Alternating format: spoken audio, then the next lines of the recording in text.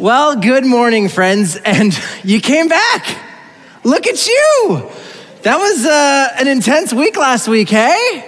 Vasectomy reversals and everything.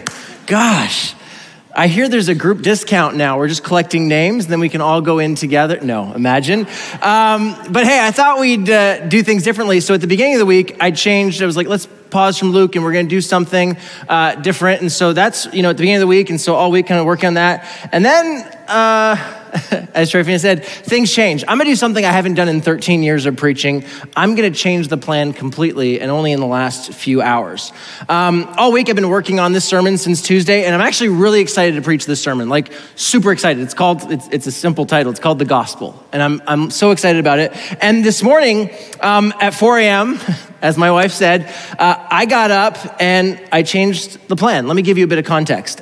This week, I was at our newcomers small group. Some of you maybe haven't heard of this, but basically we do this thing called Lakeside 101 every couple months. Anyone who's new comes, has like a little meal with us, and we kind of cast a vision for our church. And this time, some of our staff and Robin and I thought like, hey, let's just invite them. Let's see if any of them want to actually join a group. And for the next 4 weeks after, we'll get together on Thursday nights, have a couple snacks, and we'll, just get to know each other. We'll share some things about our church and get to know them and just help them get connected on the front end versus for 6 months, they wandered around a large auditorium of strangers and didn't meet anybody. And so we thought, I wonder if anyone will sign up for that. And we have 17 people that have signed up for our newcomers group, which has been amazing. And it's been so much fun. Yeah, it's cool. It's really cool. And so Robin and I get to lead that every Thursday night, and we get to hear their stories. And I wish you can meet them. It's just so cool. And every time I meet a new person and hear their story, I'm like, God, this is now a part of our body, a part of our family. And so what are you doing, right? As I hear their stories and the unique things they're bringing and the unique life experiences, the pros and the cons, all of it makes up our character. And so it's so cool. And so the first 2 weeks, Robin had this awesome idea. She said, what if we just shared our stories, like her and I, like our testimonies, and along the way kind of sprinkle in some of the values of our church. And so, that way, our values are up front. It's not like 6 months, a year from now, people are like, oh, you guys value that? I don't know if I'm into that. It's just let's just cut it off at the pass. Just tell people what we're like, It's just it's like second date. Why don't we just go meet my crazy family, right? Let's just get this out of the way. If you can't deal with them, this isn't going to work, right? Let's just do that. So anyways, Robin did such an amazing week on the first week. I learned things. Robin and I have been working together for years, great friends, and yet I learned things in her story I hadn't known until then. And so our newcomers got to hear that, shared some of the values that we hold here at Lakeside, which was so cool. And so this week was my turn. And I shared my personal story. And in my story, I interspersed some of the values of our church, why we value them, why I value them, some of the life experiences that have led me to come to that conclusion. And in a sense, why I was drawn to Lakeside, because a lot of those values you actually held here, which was amazing. And if you don't know my story, and I apologize to those of you who've been part of this church for many years, you've probably heard this story a little bit. I'll keep it short. But before I came here, I was a church planter. So I was a solo pastor of a small church in Toronto. I did that for about 5 years. And after kind of doing that for that time, I had a complete mental breakdown and burnout. And I just remember the Sunday when it was my last Sunday, because I just literally just broke. My brother-in-law pulled a car up behind, backstage, took me out, put me in a reclined seat, drove me home. Trifina was, we had a 2-year-old at home. It was really her, because this is how broken I was, right? So, we had a 2-year-old at home. She was 7 months pregnant. And then we had that third child, me, just curled up in the fetal position, shaking, unable to put sentences together, didn't drive for a month, completely broken. Long story short, and I shared this with our newcomers, it was a long road to recovery, and I shared this story with them, and I just kind of summarized, and we went into much more detail on Thursday night, but I summarized the whole story by telling them, in hindsight, I'm so glad I had that burnout at the age that I did and the time that I did in my life. At that point in my life, I had such a high sense of responsibility, and I needed to carry the weight of the world, and I was so enmeshed with my church that, if I'm honest, no matter how unhealthy it got, or, how much I just thought, a few more months and we'll be sustainable and I won't have to do so much and I won't be doing all these things, I would have never quit on my own. And I didn't realize the damage it was doing to me and to my family. I remember months later, as I was, finally able to engage in conversations again and kind of hear and look back and hear Trifina's perspective, you know what she said? She said, I had a husband 2 days a week, Tuesday, Wednesday. Thursday, that was too close to Sunday, and you'd start to get anxious, and we couldn't have a real conversation. And Friday and Saturday and Sunday, and then you come home Sunday night, and Monday you were just a zombie. You were dead to the world. And then Tuesday, you're ready to go at it again, and I could maybe have conversations with you Tuesday, Wednesday, and then back again. And after I shared that story with our newcomers, I paused and I told them, I said, I will never make that mistake again. To put ministry ahead of health and my family. And I told them this principle that we talk about a lot, and I don't ever want you to forget this, and I definitely don't want our newcomers to forget this. God created the family before he created the church. I love that. God created the family before he created the church. I had a mentor share that, and I just thought that is so good. And let us not sacrifice the family for the sake of, this ministry or this program or anything like that. And I actually summarized, I said, so we hold that value here at Lakeside, and we're never gonna just push a product and risk your health, your family's health, and we just want you to know that up front. So if you ever feel like that's getting out of balance, I'm like, you're in your first few weeks here at Lakeside, I just want you to know from the start, we value you more than any program we could ever start. And so here's how I just summarized our posture in this. I said, God provides where God leads. And if God isn't providing, we take that as a cue to revisit our plans. So God provides where he leads. If God isn't providing, we take that as a cue to revisit our plans. So it's like, if we're about to launch something and all of a sudden we don't have the leaders for it, we don't have the volunteers for it, we don't have the funds for it, yeah, we still push hard and we try, but if it just doesn't seem like it's lining up, then we just pause and say, maybe this isn't the right thing, or maybe this is the right thing at the wrong time. And so we just pause and we kind of have that conversation as staff. It's like, well, if we don't have this, or we don't have the horsepower for this, or we just for some reason can't drum up the energy for this, maybe this isn't the right thing because it doesn't feel like God's providing, and God always provides where God is leading, okay? Hold on to that for a second. I want to tell you another part of the newcomers' time. So as I continue to share my story with our newcomers, the way in which I sense the Holy Spirit kind of lead us to this church, and I've shared that story before. I won't give you all the details now, but just kind of like the dream Trifina had, and then this vision someone else had, and someone was praying for us and shared this, and so just the way it all kind of lined up. And I just kind of ended that whole story, and I just said, listen, so you're new here, but I just want you to know we believe the Holy Spirit speaks, and so if you ever have a sense, you ever feel you don't feel peace about something, because we believe the Holy Spirit, one of the fruits is peace. So I said, if you ever just feel uneasy, you don't even have the way to explain it, but you just feel uneasy, I said, just come talk to us. If you have a dream of something, it doesn't even make sense to you, but you're just like, I just had this dream, Mark, I'm just gonna share it with you, or share it with the elders, or share it with my small group. Like, just know that we believe that God speaks in supernatural ways, and we believe he speaks through the community. So now that you're part of Lakeside, just want to welcome you to share some of those things, and we are gonna pay attention when we sense that, okay? Sorry. So I just kind of told them all that, okay? So there's some context to Thursday. So fast forward to this week, and let me just say this, it's been a week. In fact, the last 2 months have been a lot. It's like the floodgates opened as the pandemic, and some of you, I think a lot of you have experienced this in your life. It's just been full on. It's been, for me personally, the busiest season since the pandemic struck, and the pandemic for us was busier than normal. And then I preached that sermon last week.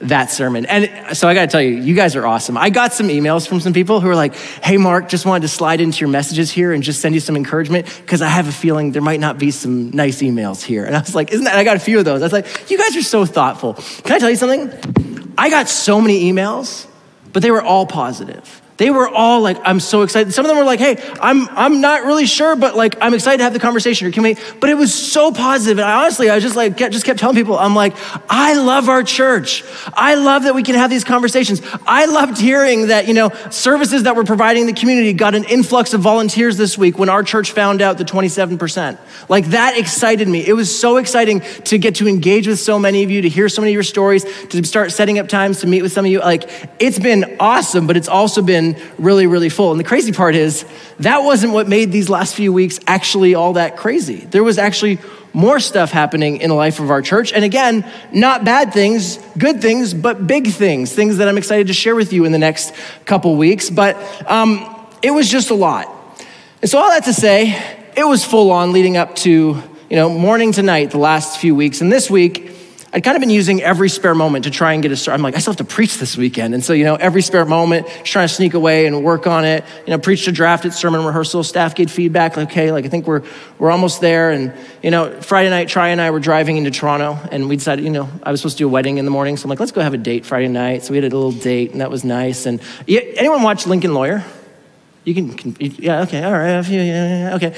Whether the movie or the show, right? It's like the lawyer's like in the back does all his work and then has their little chauffeur. I was like Lincoln Lawyer for like this whole weekend. Like Trifina was chauffeuring, to Toronto and back. And I'm just there like, sermon writing, phone call, sermon. And I'm like, this is insane. And so eventually, we got home and I was just kind of like, the anxiety was starting to build. And, usually after we finished dinner on Saturday night, put the kids to bed, and I kind of spend 3-4 hours just kind of playing with the sermon, internalizing it. But if I actually just left the kids at the park with Try, not alone,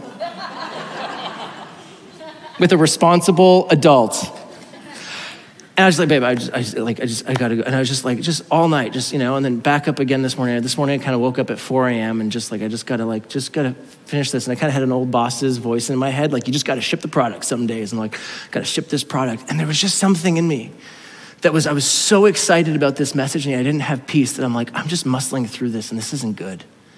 And I know this feeling. And I'm actually doing the opposite of what I just encouraged all these new people in our church to actually listen to peace, to actually, so I just paused and I'm like, God, I don't feel good this morning.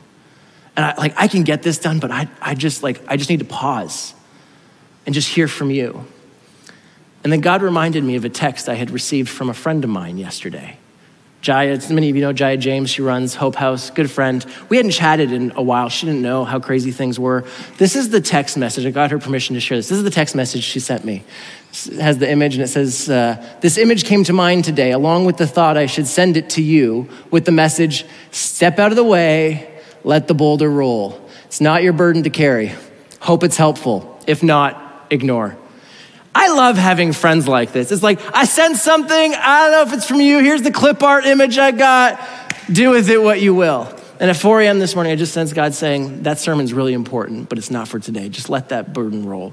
Stop trying to push it up the hill, it's not for today. And so we're gonna come back to that message in a couple weeks. I'm really excited about it. It's called The Gospel, and I'm honestly so pumped about it. But today I didn't feel peace about it being the message.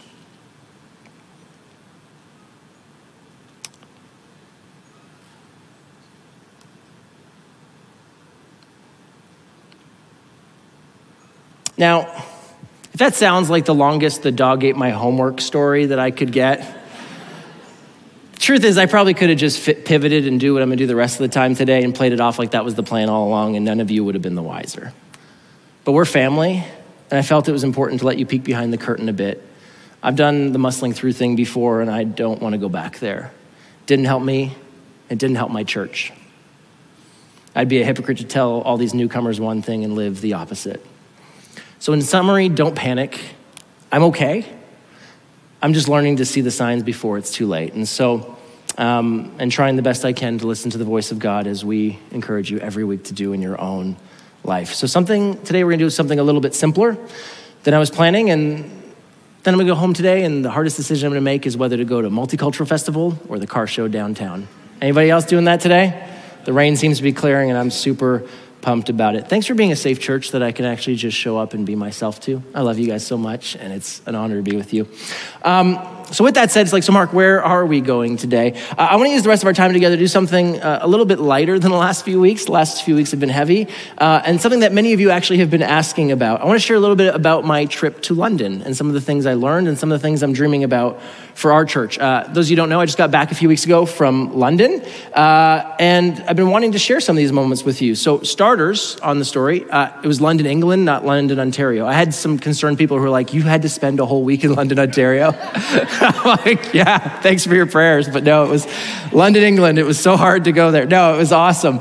And the story of how I got there was I was invited to join 100 pastors from Canada, the US, and Australia to come together at Holy Trinity Brompton to kind of dream about the future church, kind of the post-pandemic church. And it was hosted by Alpha. And that's a ministry many of you are familiar with. We've run it here for many, many, many years. Hundreds of people have been through our Alpha program. And Alpha, if you don't know, is basically a space, a conversation space for people who are questioning, curious, skeptical about the Christian faith. And it's just a place to safely ask your questions and wrestle together. And usually there's a meal involved and there's a video to kind of get the conversations going. And so that's something that we've done here. And in fact, Alpha's huge. Over 30 million people globally have gone through Alpha. And originally when I was invited to go on this trip, I was going to decline because financially where our church was at, like, hey, we're tightening up. Pastor jet setting probably isn't going to be a good thing. But they actually said, no, we want you to come. In fact, there's a donor who has a bursary set up. If you're recommended as a pastor to go, your flights are covered. And so we're like, well, that's my kind of price. So flew out to London and got there a few days early just to kind of get over the jet lag. And so I actually just did a personal tour. Trifina set up some kind of audio tours for me. And so I just introverted self, just went all around London, went to Westminster. Now, the hard part is you're not allowed to take pictures inside Westminster Abbey. So I don't have any pictures that I took of the inside of Westminster Abbey, but I do have a picture that I took of myself, and Westminster Abbey just happened to photobomb the background. Isn't that cool? So just for context, Kate and, who did Kate marry? Will? Is it? Yeah, is it Will, babe? Yeah, failed.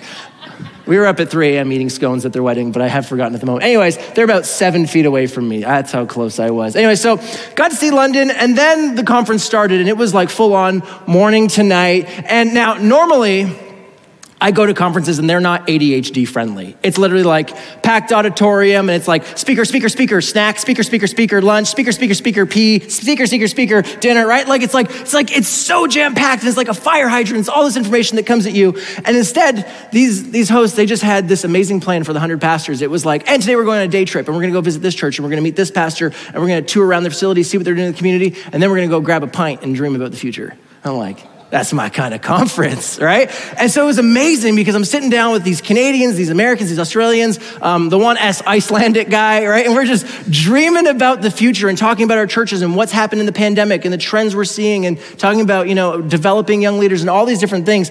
And it was so cool to see. And so I just want to share a few of the things that I kind of picked up that, as I've kind of met with different people and shared, coffee, I'm like, hey, here's some of the things I took away. And I just thought I'd love to share these with our church as we start to think about and dream about the future. So here's a few things. So the first thing was I got to meet Nikki Gumbel, which many of you know. You've led Alpha. Nikki is the person that started Alpha a few decades ago. Just kind of was desiring, how do I help people discover more and more about Jesus? And like I said, Alpha has been seen by 30 million people. And so like literally one of the most influential people still alive in the Christian faith on the planet today.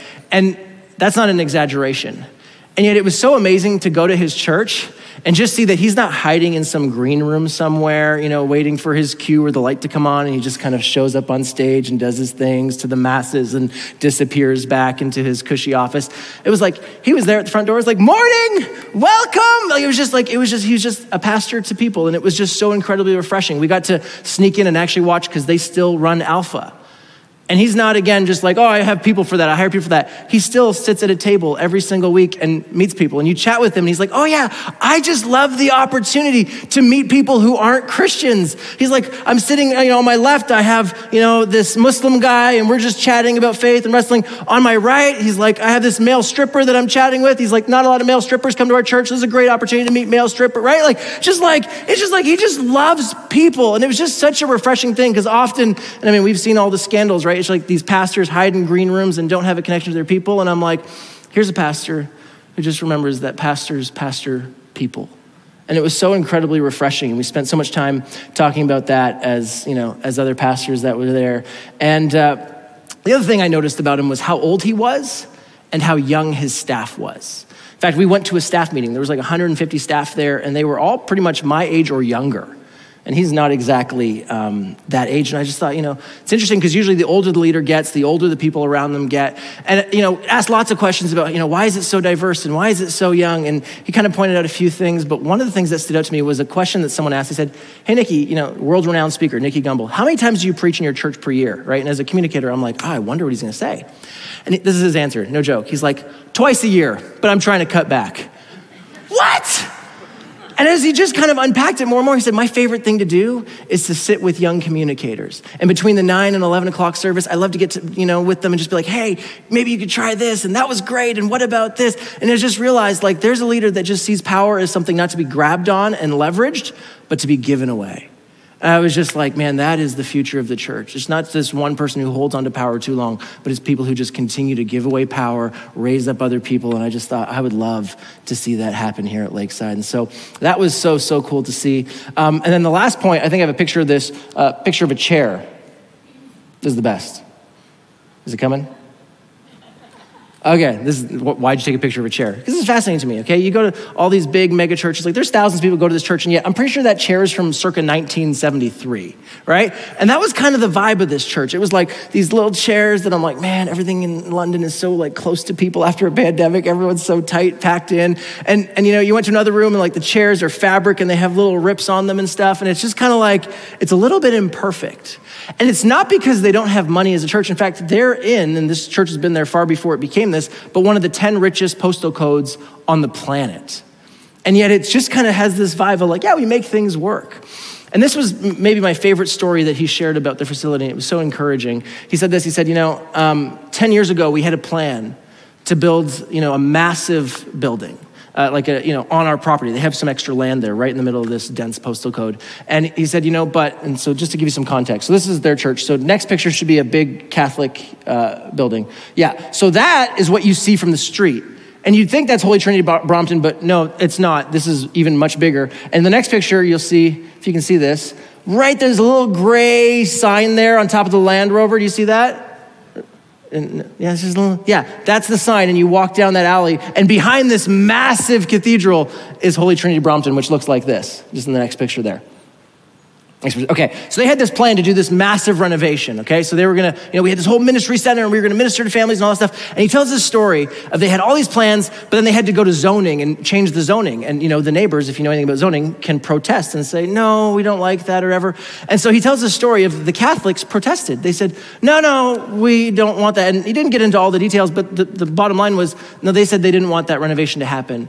And he said, we valued unity and friendship with our brothers in Christ more than a disagreement about real estate, and so we left the project. And just of all these North Americans, you're like, you did what? You didn't take him to court, right? He's like, and I love that. And then he names the priest by name. I think it was Father Joseph. He's like, last week Father Joseph just called us up because we've been doing lots of work with Ukrainian refugees, and he offered up 5 psychotherapists from their church to help us with our refugees who have just literally seen war and hell. And we just, are partnering together on that. He says, I wouldn't give that friendship up for anything. It's like, wow, that's humbling. And the amazing thing is, they didn't build this bigger building, but, in all the years they've been there, I think they have 138 churches they've planted all across London. So instead of getting bigger in one location, they just continue to raise up leaders and send them out and continue to start churches all across the city. That was amazing. Second story I'll tell you, and then we'll land this plane. Okay, friends? You still with me? Yeah, all right. So then we took a trip on the tube to one of the most densely populated neighborhoods in London, and we went to this incredibly old church called Saint Church. And, we kind of sat in their auditorium, and we heard the story of how old this building was, and the pastor was saying when he first came, the roof was leaking, he'd be preaching, and the roof would just leak, and I'm like, ooh, leaking church buildings, right? I'm like, that's a little triggering for us here at Lakeside. We have that happen often. And, but he just kind of shared a little bit about his heart for this community. It was one of the most densely populated neighborhoods in London, high crime, high need, all these things. And yet there was this building that was owned by the Anglicans. It was 11 acres large in this massively densely populated area. And so, it's like this building, there's a cemetery, there's a park, and you stand outside the building, and there's all these commuters that walk right through their church property in the 11 acres every single day just getting to the tube. And so this pastor was talking about, he's just dreaming about how do we impact this city. And he watched a documentary by Ez Devlin. Anyone know Ez Devlin? If you're into, okay, maybe not. So she does all the creative design for like Kanye West and Beyonce. Thank you, baby. Beyonce. I forgot Beyonce. Someone's going to remember that. And the Super Bowl halftime show this summer. Some of you watch that one. Summer. When is the Super Bowl? It doesn't matter. Super Bowl halftime. She's the designer of that. And so he watches and he was just like hearing someone talk about their craft. He's like, there was something holy about someone who just saw things so beautiful in sacred space. And so he's like, I just got to email her. And so he emailed like every email account he could think of, like info@EzDevlin and management@EzDevlin. He just sent this email. He's like, I just love to meet with you. And one of them replied back and she's like, I'd love to meet with you. And so she actually came to his church and he kind of shared his dream. He's like, I just want this place to be like a cathedral of creativity for this community, a beacon of hope for this neighborhood, these 11 acres to be leveraged for something good, for something godly, right? Just shared his vision with her. And she got excited. She said, let's do it. He's like, but I have no money. And so, he just kind of shared this amazing journey of a vision that was so much bigger than their resources. And we always say, right, God always provides where God leads. And so they had all different kinds of ways they raised funds. They sold a part of their land. That piece of land right there past the fence was a part of their 11 acres. They sold it for sustainable housing for people who couldn't find secure housing in the community. And that helped them, one, provide for a deep need in the community and also raise some funds for the renovation. And they also began renovating the building, fixing the roof leak. She helped design this incredible space. It just kind of shared stories of how it was a refuge in their city. It's this vibrant church, on Sundays, but then also just so many different things happening that are serving the community.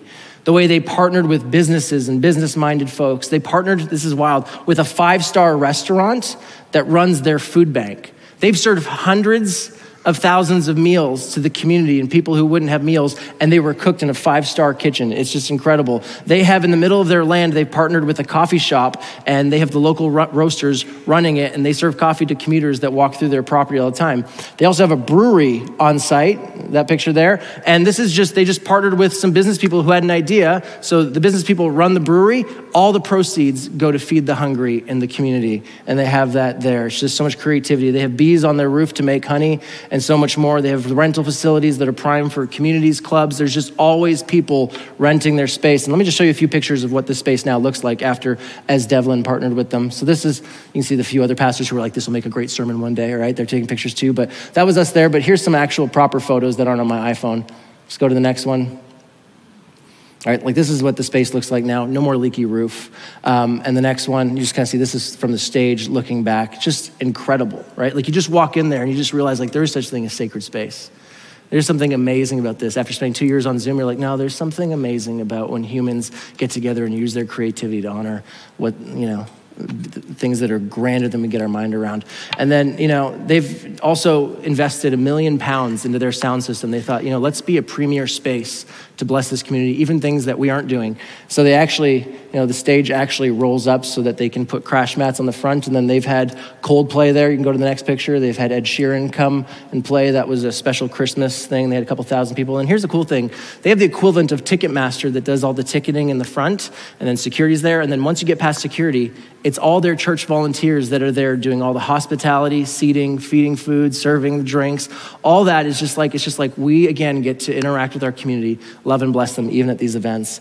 And of course, they run Alpha, a program designed to help people discover Jesus. And we got to hear stories of people who've come into that church, the different programs, the different parent groups, all these things, and now living life in relationship with Jesus. And then, of course, we went to the pub, had a pint, and dreamed about the future of our church. And I would tell people, so my church has 95 acres. And it was just this amazing, dreaming conversation. How do we bless the community? I shared some of these pictures on Instagram, and I got some messages like, I'm all in on the Lakeside Brewery, or, Robin, of course, voted for the Lakeside Winery, but, we can have that debate another day.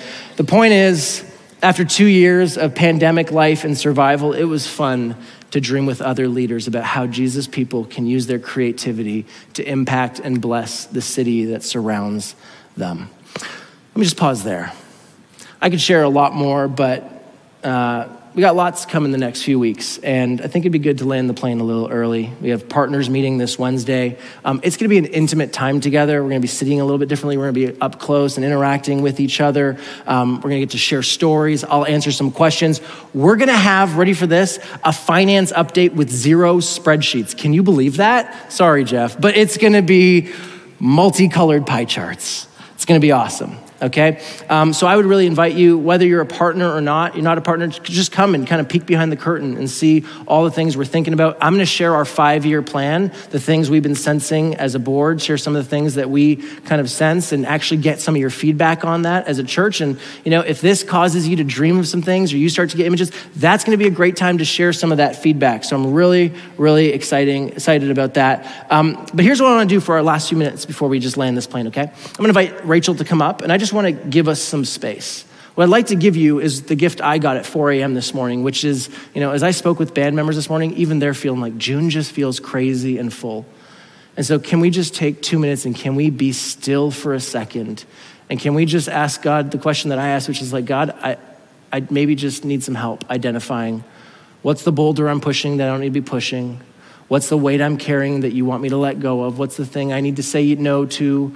or yes to, I would just love to create some space for you to be still. I always like to put music on so you can kind of focus. You don't hear the coughing next to you or the kids running around or whatever. Just some space to focus and listen to God. And if you're here today, you're not a church person and you're not a Christian, and the idea of like listening to God feels like I'm agnostic or I'm not sure, is God even real?